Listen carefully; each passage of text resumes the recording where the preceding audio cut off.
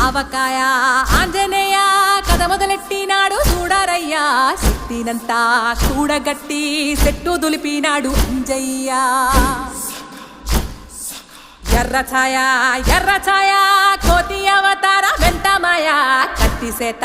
పట్టకుండా కాయ కోసినాడు కపిలయ్య